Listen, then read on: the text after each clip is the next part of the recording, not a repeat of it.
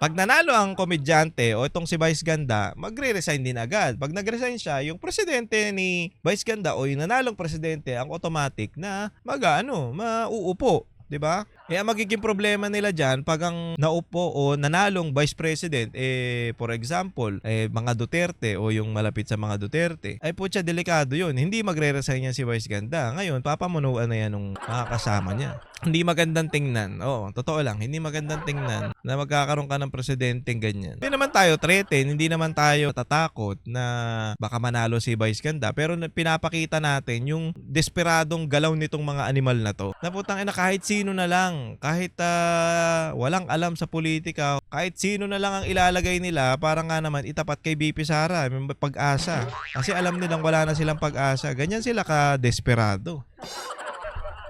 Ang ina, wala na. Ani Direk, kailangan ng mapalitan